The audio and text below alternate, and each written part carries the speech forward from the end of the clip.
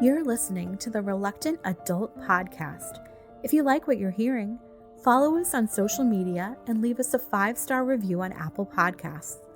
This is the way. I don't wanna grow up. I'm a Toys R Us kid. There's a million. It would be so awesome. It would be so popular. You're gonna be popular. Oh my god. Oh my god. Oh my god. Oh my god. Oh my god. Oh my god. Oh my god. Oh my god. Oh my god. At first it was fun, then scary, then fun again, then spooky, but in a fun way. I love it! The last car, that's the caboose. But I like to call it the caboosey.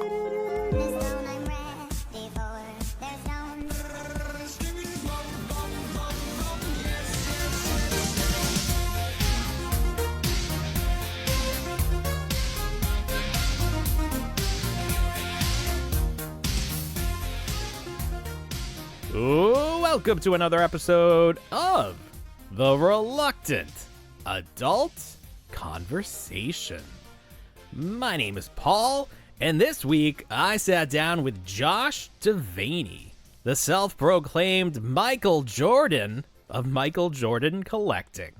Josh spent the better part of the last decade amassing a Michael Jordan collection worthy of the NBA legend, including unreleased prototypes of what would have been MJ's first ever action figures. Josh traveled to America from his home in Australia to investigate the still unsolved mystery surrounding the origin of what could be the rarest Michael Jordan toy ever almost produced. How does Josh hope to preserve his collection? And what would he say if he ever met His Airness in person? Josh Vaney, welcome to the conversation. Thank you very much for having me. I truly appreciate it. Josh, you are the Michael Jordan of Michael Jordan Collecting. Is that correct? Michael Jordan toys, yes, definitely, 100%. There is a professional wrestler in the United States, Matt Cardona, and I believe that his podcast follows you. He claims that he is the Michael Jordan of wrestling figure collecting. Have you guys connected Michael Jordan to Michael Jordan? No, but we not directly, but through their podcasts and stuff. I have spoken with them and reached out because I thought it would be good to go one-on-one as the Michael Jordan of Michael Jordan toys versus the Michael Jordan of wrestling figurines. I thought that'd be a great matchup, definitely. You need to start as like a super team of all the Michael Jordans of collecting. Correct. Yeah, exactly. That would be great. So first things first, why Michael Jordan? Why did you choose to focus on his collectibles? I'll try to give it the shortest answer as possible. I'm a Magic Johnson fan first and foremost. I truly love Magic, and I'm a Lakers fan since the late 80s. So I guess I'm very fortunate to show you that in the mid-90s, I received for Christmas a Michael Jordan toy hoop. And you can see me there dunking on my younger sister. So having that... That was your first piece of collectible? That was it. I'm fortunate to have... Started it all? The photo that started it all correctly. So that nostalgia and memories of playing with that sort of lived with me. Fast forward to 2015. I was working FIFO. For those people who don't know, here in Western Australia, it's fly in, fly out work, which is what I still do at the moment. I was working away and I wanted to look for Magic Johnson toys on eBay, and I found there was 2 pages, so it was probably about 20 different Magic Johnson toys. So I felt that was quite attainable in a short amount of time, so it's not much of a challenge. So I remembered that hoop and sought for that on eBay and purchased that.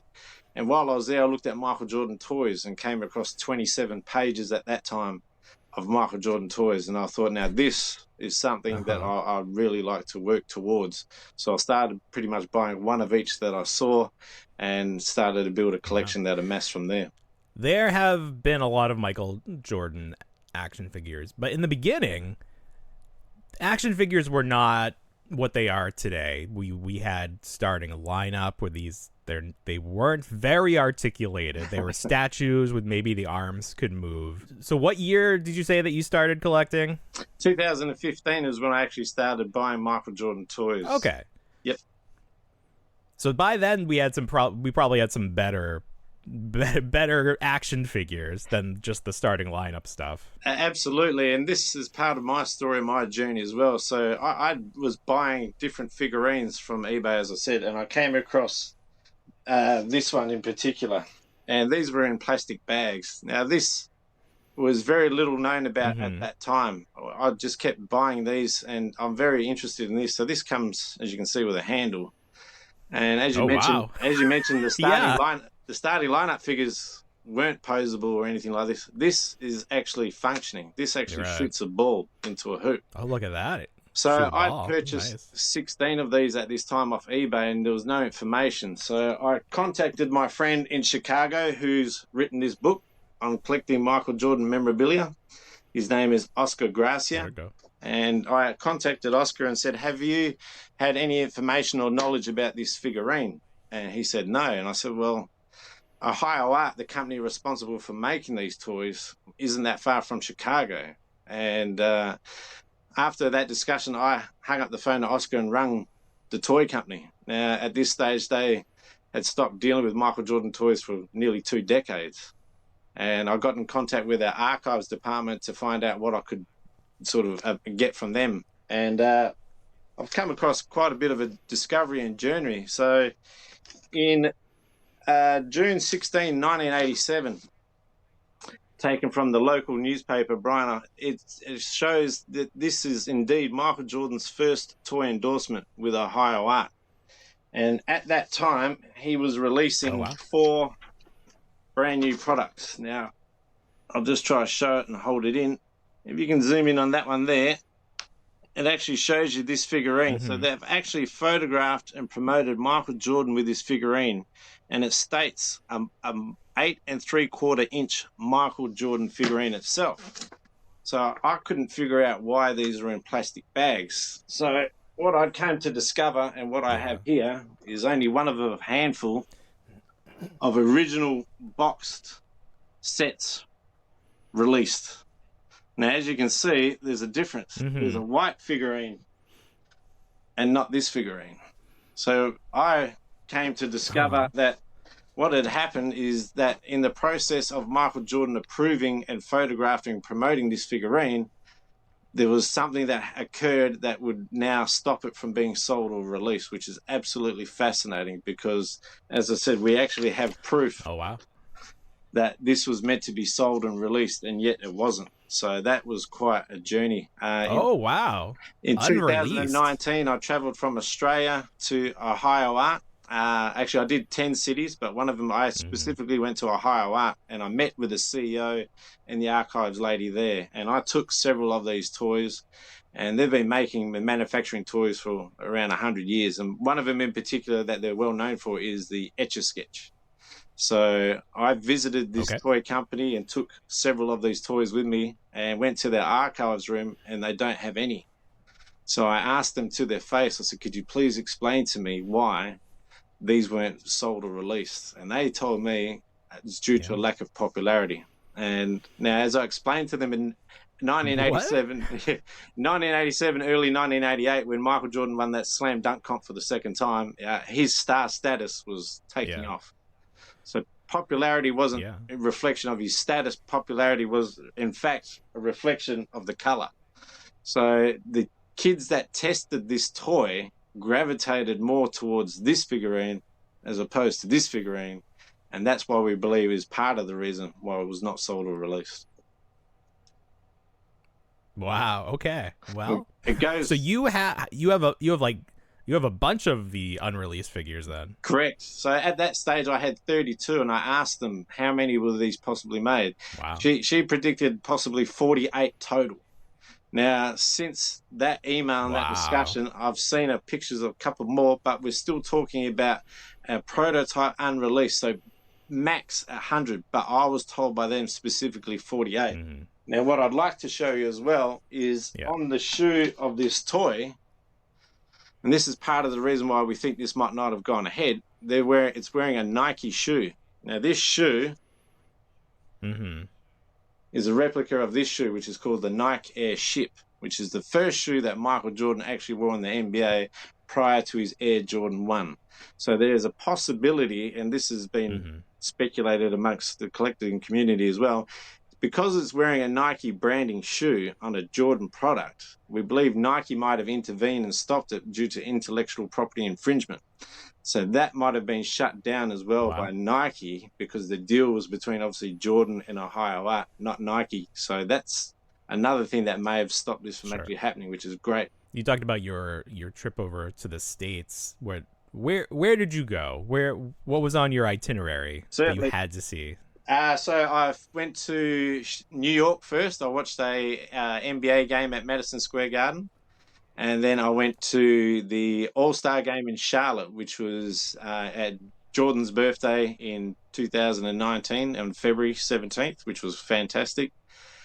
From there, I went to Orlando, where I visited the trophy room, which is his son, Marcus Jordan. Marcus owns and runs that store, the trophy room. And from there, I went to Ohio Art, which was fantastic, and Chicago. So I took this toy with me and got it photographed at the Jordan statue in Chicago, Las Vegas, where Jordan married his first wife. I even went to Alcatraz and took these to Alcatraz because I knew nobody had ever done that before and stuff like that. So I traveled quite a bit. Are you a basketball fan, or are you a Michael Jordan fan? I'm definitely a basketball fan, and I have been for decades. Michael Jordan is certainly the greatest of all time, so I have an admiration and respect for what he's been able to achieve on and off the court. As you can see, his star status still continues to grow in regards to shoe sales, and he's successful in other enterprises and business stuff as well. Magic's still my favorite player.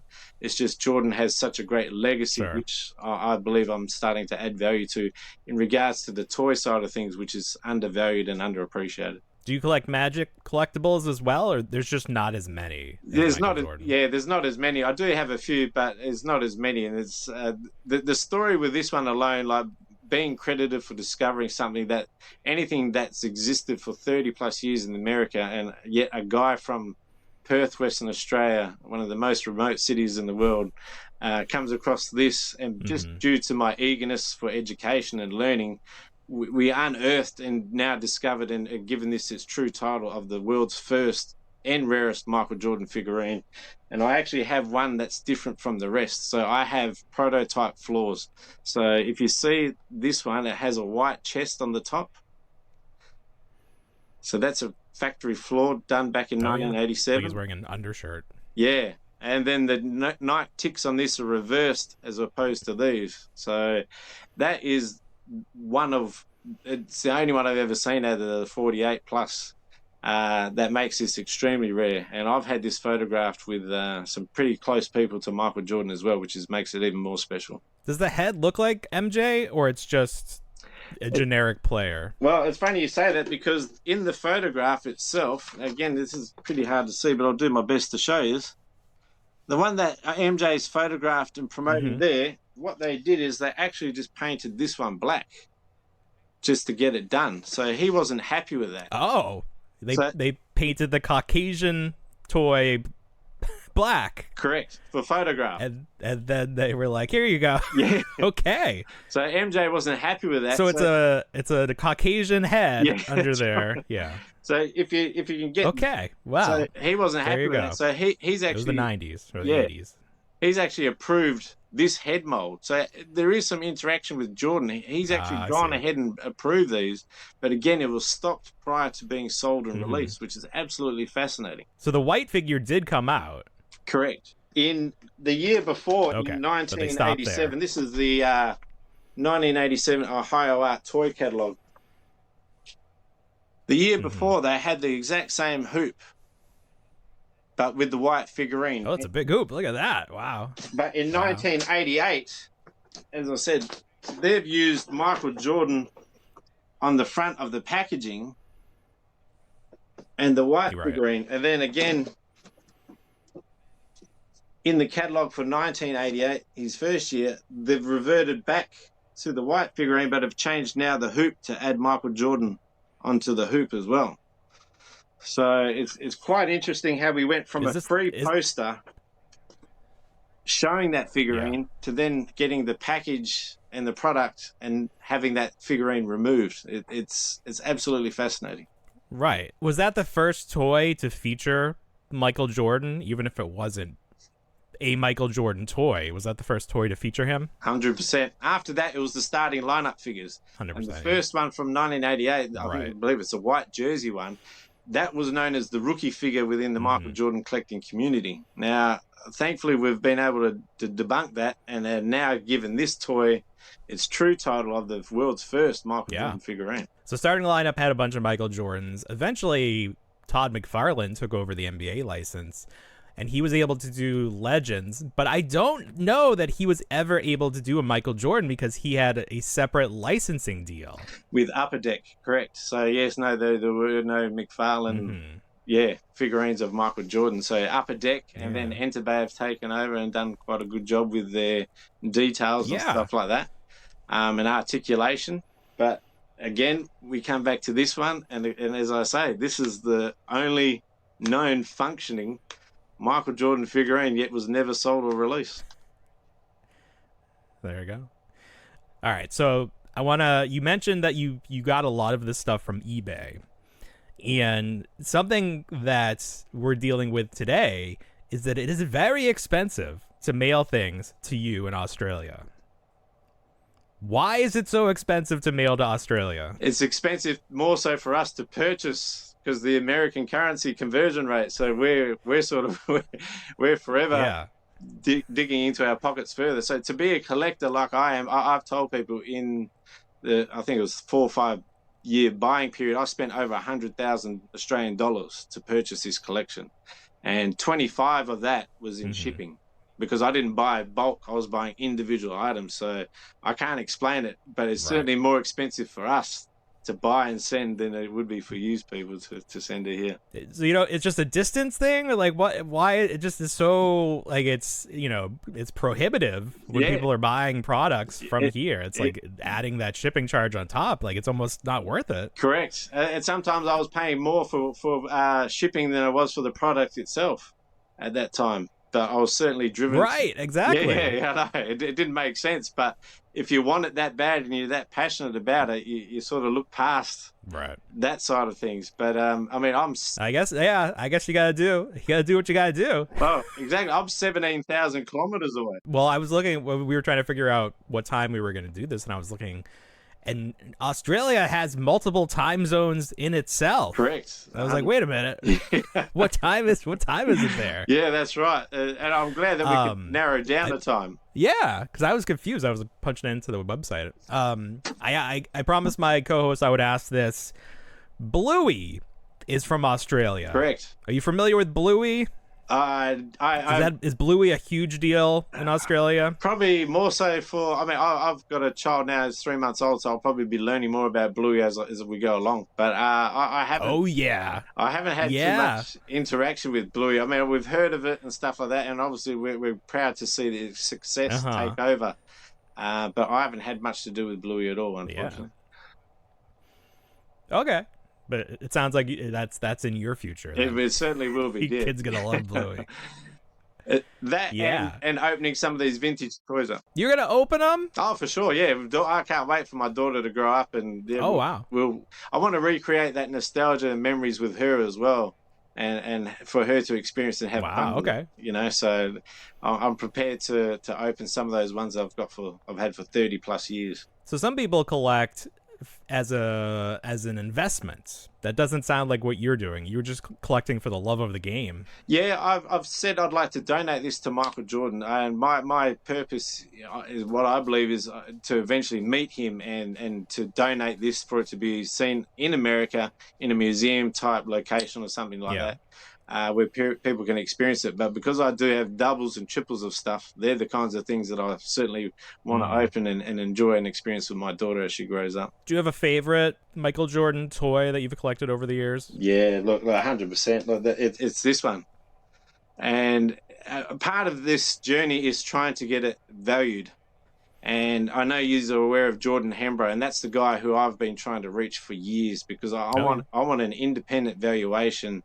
My personal opinion, and I'm too attached to this. So, but because this is different from the rest, because it's the first Michael Jordan figurine, because there's such a history and nostalgia and a real significance to it, it'd be interested to know exactly what these truly are worth. So that is something I'm on a journey on. Yeah. A guest that you had on recently, Mr. Brian Volkwies, him and I have connected and have been in connection for the last couple of years. And it was about a year ago, on the back end of a conversation, I said I wanted to push this into America to try to get on TV and stuff. And he suggested making a 4-minute video. Now, in April this year, I invested thousands of dollars and quite a bit of my time and created that 4-minute video. And if he's watching this, I'm still waiting for Mr. Volkwies to review it and get back to me. Get back to me in regards to it. So if you are watching, I'm still waiting. He asked me to be patient. It's been 6 months, so I hope he does. And he's got hundreds of people asking him about Star Trek. He said he's going to respond to everyone. Yeah, so absolutely. He's got a lot of people. He needs to respond I love to. what he does, because I just won a gift from Nacelle, which was, they did a giveaway of the Biker Mice from Mars. There was some etchings signed. I won one of those, the Vaney cover with the basketball. So I'm really looking forward to receiving that.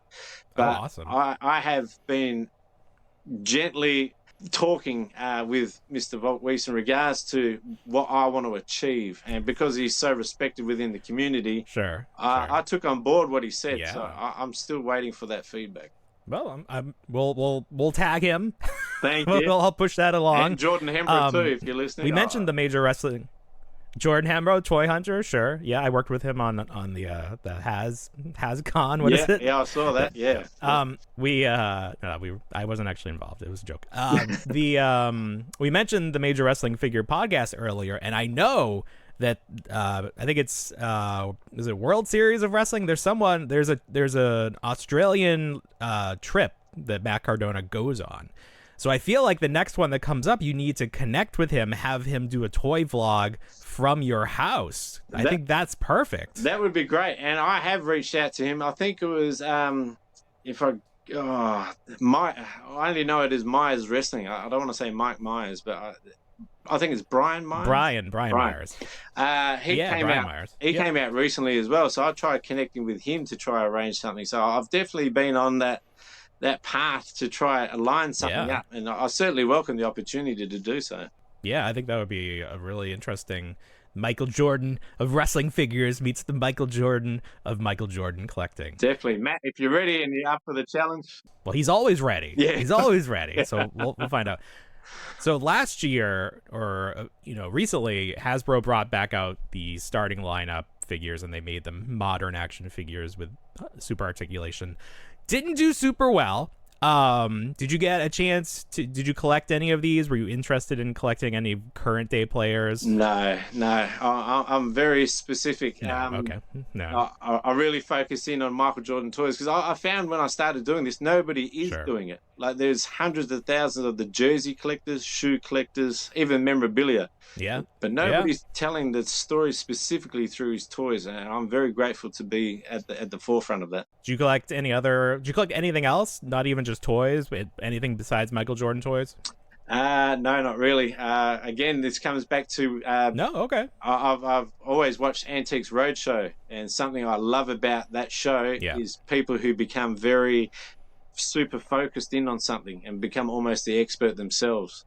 So that's what I did, as I lasered in, and this is all I focus on. We have an associate, Pixel Dan, who travels the country taking photos of rare Ninja Turtles and He-Man, and he put together a book. Have you thought about doing something similar to that? Another person who I've tried to reach out to as well. So, Dan, if you are listening, please check your DMs, because I have sent you He's stuff. never going to respond. Pixel Dan does not respond. if you are able to get him to respond to you, please let me know, because I've tried. We've talked to people who've tried. He will not respond. I don't know what happens. You certainly have to try. You know what I mean? Absolutely. So you got to try. Yeah. A book, definitely. There's something will be eventually happening. As I said, in regards to the book I showed you before, the memorabilia book that Oscar, my friend, did of the Jordan merchandise, it's quite expansive. So I would like something that is more focused on the toys. Given my collection and history and knowledge, it's definitely something that I'll be doing in the future.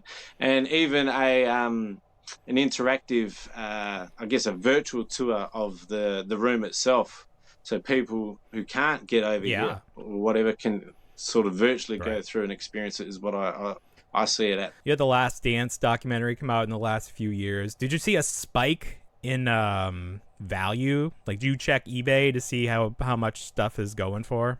I have seen things go up. I mean, you can ask for anything you want on eBay. Is just a matter of what people are willing to pay for. True. You gotta check the sold listings, see what actually sold. Yeah, that's right. I personally had a more interest into my collection and stuff. So I've been very fortunate to be involved in a magazine called Sneaker Freaker. Now, they gave me a 12-page feature, and it's called The World's First Michael Jordan Toy Figurine. Oh, look, that's cool. That is cool. Then a Hong Kong magazine named almost looked Milk. like he had antlers there. Yeah. Hong Kong magazine named Milk. They did a huge Jordan collector's edition. They gave me a 2-page feature in that as well. So that's quite fantastic. Cool. And then recently I was in our local newspaper. I got the front page. I got a front page article there with my Michael Jordan toys in a local newspaper. So it seems to be reaching quite a few people. That's cool. The closest person I've reached to Jordan is his son, Marcus. So I've had contact with Marcus over the years, and I've gifted him even one of these toys because I knew the family wouldn't have one. So I've done that. And the one I actually show you here, that's signed by Luke Longley when I met Luke. So Luke Longley was a championship teammate of Michael Jordan, who lives in the same city that I live in. So Perth has a great connection to Michael Jordan. So this is signed, and I believe is the only signed Jordan figurine of a championship teammate as well. So it's always about connecting dots and stuff like that. If people follow you on Instagram, they can go to your link tree and see all your past articles. And something really caught my eye. You had Getty, the photo service, take some photos, and I love it because if you click on one, they would like you to buy these photos if you want to use them. The large, $499. That's $499. Correct. So I hope they don't mind that if I just take a screenshot and use that. Well, I know that purchase the actual photo. And that was a great opportunity. I know the photographer quite well now since he came over and did that. And even I have to, if I want those pictures, probably have to pay for them myself. But I always tell people it's great that I forever have this link to Michael Jordan toys. Like it's almost synonymous now. If you Google Michael Jordan toys, you're bound to see a picture of me come up. So I feel like I've done quite a bit of work. I've been at this for 9.5 years now. So I've seemed to have worked my way up to a place where I've respected within the Michael Jordan collecting community. Well, hopefully for that 10-year anniversary, maybe we can make something happen with Brian, or that would be great, or something. We can this will be the interview that pushes you over the top. Yeah, it'll finally click with someone out there. It's like, we need to do a full-on documentary. We need to fly out Michael. This is where it needs to happen. Thank you. I would appreciate that. And for people who go to my page, you can see the 4-minute video I made that I sent to Mr. Voltweiss. You can see it.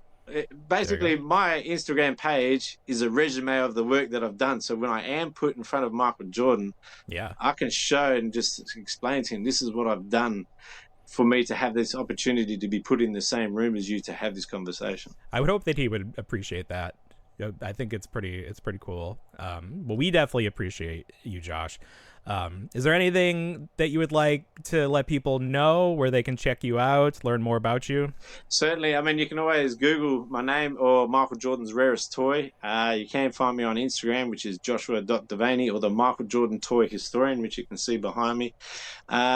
Basically, I just want people to know that I am really at the forefront of this, and the only person really dedicated to pursuing the education, preservation, and storytelling of Michael Jordan toys from the beginning to recent.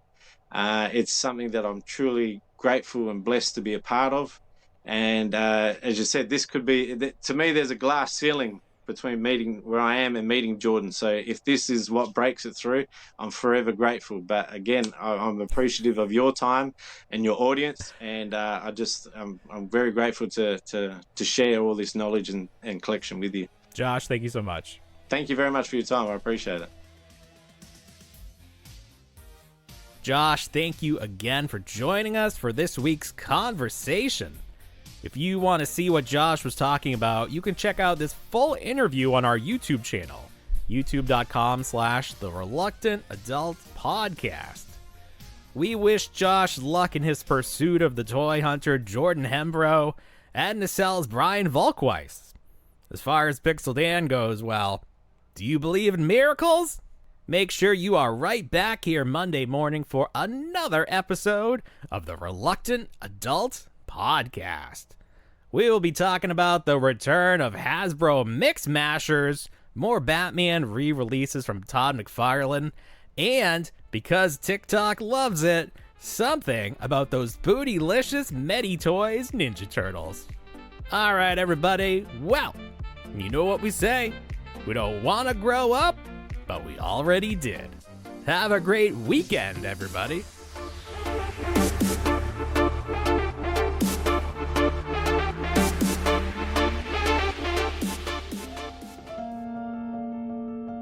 I still wanna be a torturer.